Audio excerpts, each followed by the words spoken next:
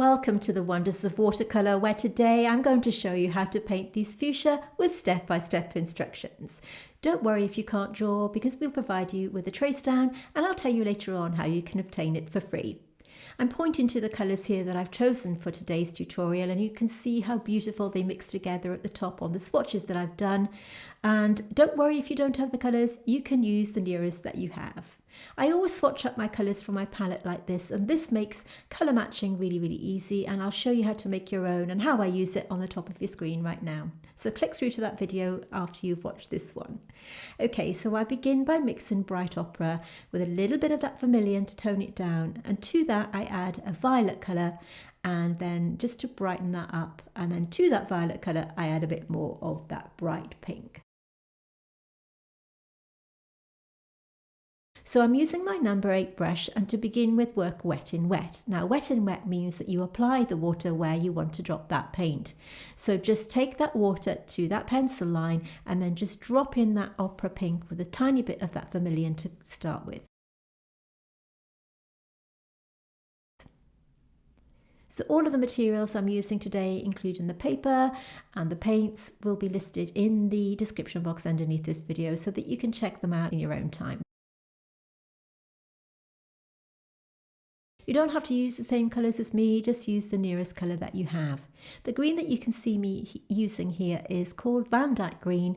All the colours I'm using are made by Mijello Mission Gold.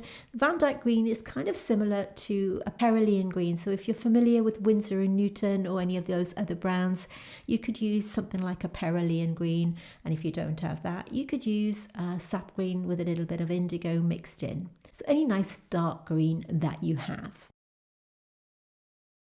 So you can see I'm just dropping in that colour using my number 8 brush and just letting that colour merge gently into that damp paper. So when we work with watercolour, we work in layers to create shape and form. So it's important that you let each layer dry before applying the next. So once again onto the other side, and just painting that water onto the plant, as you can see, and just dropping in the colours like this.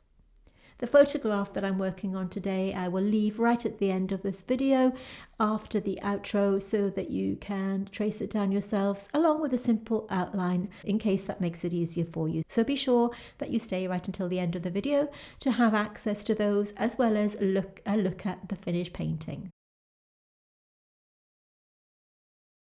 So I'm dropping in that purple mix to the middle of the fuchsia there.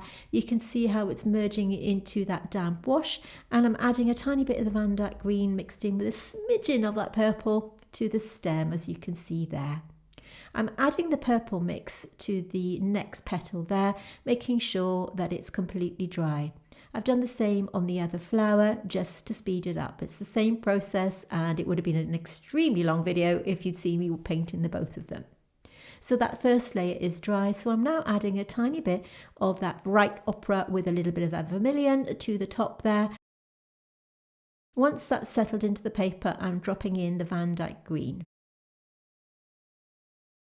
Notice how they're merging together on the paper because one wash is still wet, and in this instance we want them to blend together.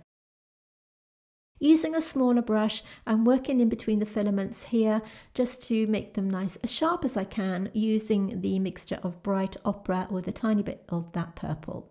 The purple I'm using is called Bright Clear Violet, but any purple will do. Just using a limited palette today for this one, so you don't have to have a lot of paints if you want to join in. And like I said, you don't have to use the same colours as me. Use the nearest that you have, that you feel comfortable with. We're all about making art accessible to everybody here, so you don't have to go out and buy a ton of colours or paints or anything like that. So we wanted to use the colours that you have within your own set.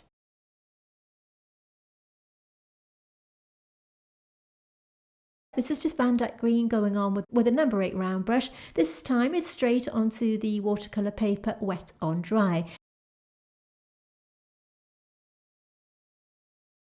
Now it's really important that your petals are dry before you do this. We don't want this running into that petal, so we must be a little bit patient and let that dry.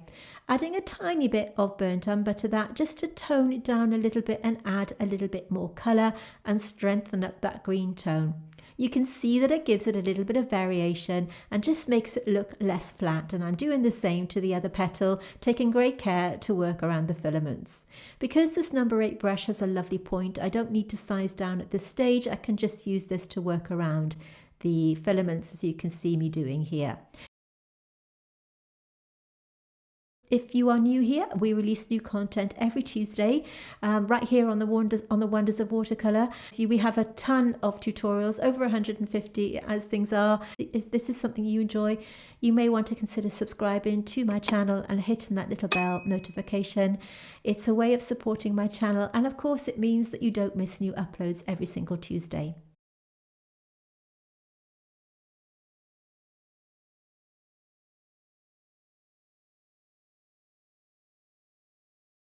Now that the first wash is dry, I'm picking up a mix of that Van Dyke green, cleaning my brush in the puddle of water, and just using that damp brush once I've pat it dry to lift up the colour, as you can see me doing here. If you are enjoying this video, could I please ask you to hit that like button down below? It's a free way of letting YouTube know that you're enjoying my content, and it does mean that more people can see it. By hitting that like button, YouTube will push my video out to more people, and it means I can continue to do this. I'm just dropping in a little bit more of that green colour just to darken things up. At this point, I've added more pigment just to brighten up that colour. Little accident there, so I'm just rubbing that away with a magic eraser.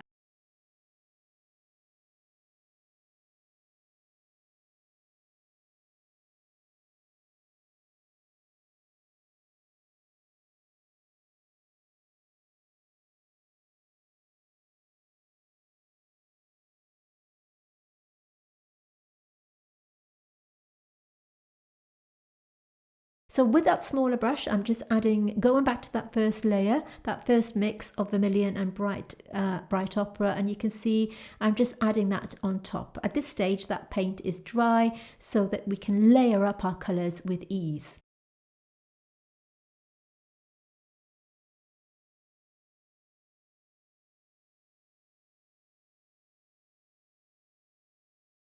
We do also have a Patreon where we create longer exclusive tutorials that aren't here on YouTube. They are much more detailed, and you won't have any ads running on those. We also offer a mentorship level where you can have coaching by me. So in case that's something that interests you, let's just take a little look. Are you an aspiring artist looking to take your skills to the next level? Or perhaps you're looking for fresh inspiration? Then you may want to consider joining our Patreon. Our Patreon tutorials have much more in-depth instructions and are a much slower pace, and depending on the membership level you choose, you can have personalised feedback from me and video calls. Unlike our YouTube tutorials, our Patreon art classes focus on really learning the art of botanical painting, and I will guide you step by step through the technique and skills you will need to learn and improve your botanical art. All of our Patreon tutorials are exclusive to my patrons, and you won't find them on YouTube. So why not join up to our Patreon and start creating botanical art you can be truly proud of. So you can join Patreon and leave any time, and it's a way of supporting my channel as well as me helping you grow as a watercolour artist. So do take a look.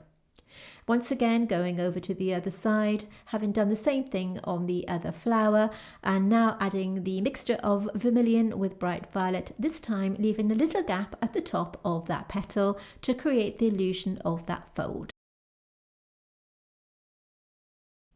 Adding a tiny bit more vermilion to that mix and a tiny bit of purple.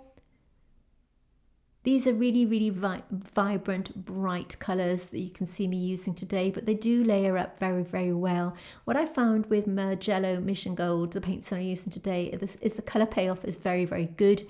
You don't need an awful lot of pigment.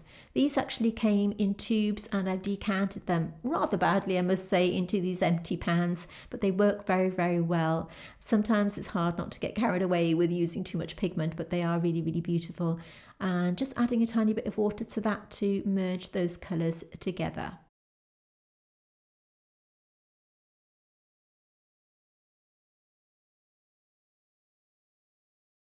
We also have a private Facebook group called the Wonders of Watercolour, where you can have access to all of our line drawings and references that accompany our tutorials here on YouTube. So do take a look. I'll put it in the description box underneath this video. We are a fantastic community over there. We're very well looked after by my amazing team of ladies that give us their spare time and to help all of our members be safe and to give advice and all that kind of thing. So do check us out. Like I said, you can have access to all of our line drawings and references. So if you don't like drawing or you just don't have the time, then you can just trace them down. It's all completely free, and we'd love to see you as part of our growing community. And of course, you can share your finished paintings over there. We love to see them, as well as your works in progress. What better way to learn than see how everybody else is growing and see the sort of works in progress from people. So do take a look. Now that everything's dry, I'm taking a tiny bit more of that vermilion and bright ochre mix, and I'm taking it down the filaments, as you can see, and down to the stamen and anther. So once I've applied that paint to the top part, cleaning my brush, patting it dry, and then bringing down that line so that it has a nice faded graduated look. I'm using a smaller brush here. This is my number 3 size mini brush, and just working around that filament and stamen and anther, as you can see, dropping in a tiny bit of burnt umber. I've sped up this process because it's the same, and you can slow down the video if you want to, but just to speed it up a little bit, otherwise it would have been an extremely long video. I think before I edited this out it was about 2 hours long. So just working down, blending it out, and just adding a little bit of detail with the burnt umber and just blending it in. Going back to the top, we have vermilion with a tiny bit of ochre, and once again leaving a little lip there.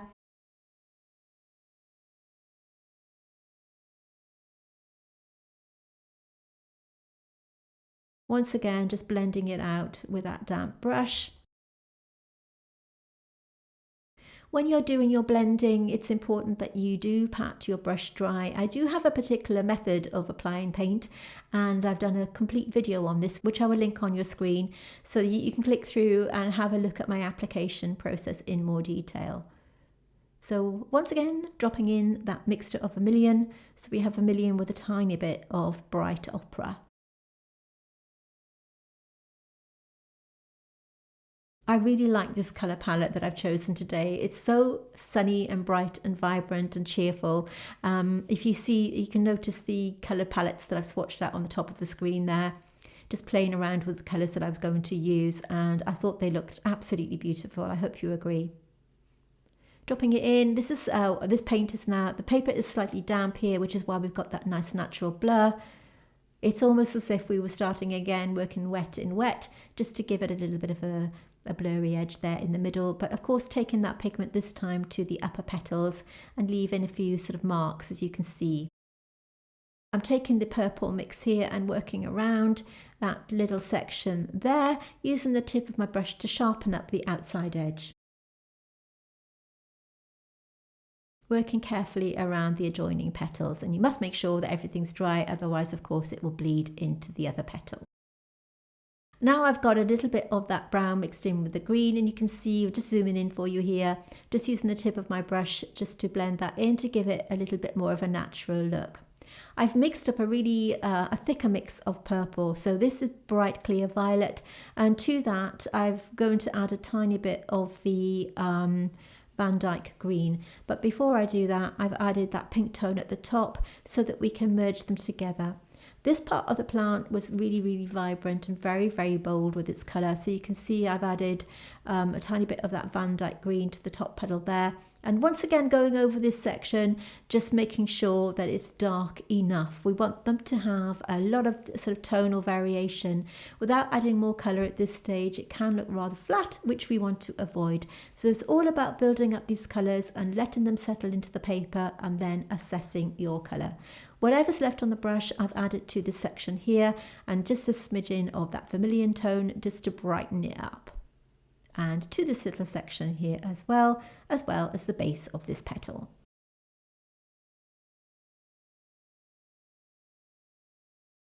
So once again, going over this leaf with the same mix as before to brighten up those colours.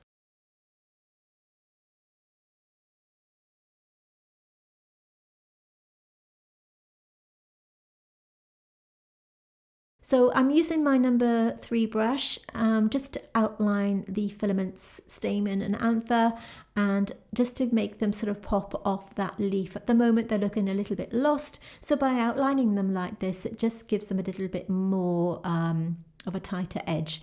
Blending that through like this with that damp brush. This is vermilion with a tiny bit of burnt umber, and I'm using it on the outside edge of this purple colour to give the illusion of the purple being darker, to make it look like there's a little bit of shadow there. So a little bit of a trick there is sometimes you need to just darken up your colour with another colour, because by putting the purple on its own, as you can see me doing here, it isn't quite dark enough. So we've cheated a little bit by adding burnt umber with Van Dyke green. Just brightening up all the colours as you can see me doing here. We can put quite a few layers on because we're working in fine layers one at a time. That means that you won't get any lift off, or you shouldn't, and it just makes it easier to manage your paint without it looking overworked. I've cleaned out my palette and I'm mixing the colours as before. So we have burnt umber going in there, along with the bright ochre, which I've mixed in with a tiny bit of bright clear violet in the middle there, with a smidgen of vermilion. Now that everything's dry, I'm using this opportunity to outline everything with my finer brush, and just to outline those filaments and the little stamen and anther. Forgive me for not knowing which bit is which. I should know that by now. I do tend to forget all the plant names. Tell me in the comments what I'm talking about, please. So do forgive me for not getting the names of these right. Like I said, I often get them muddled up. I know the long bits of filaments, but I'm never sure which is stamen and anther. So please let me know in the comments if you have a better idea than I do. So once again, just picking up those pigments that I've mixed up and just adding a little bit more colour to these areas, and tightening up the sections in between the filaments, and of course adding a bit more colour there.